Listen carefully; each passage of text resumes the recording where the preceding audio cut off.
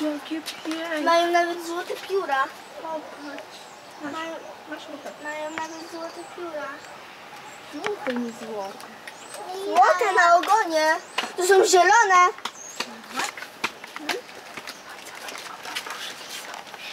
Tam siedzą, widzisz?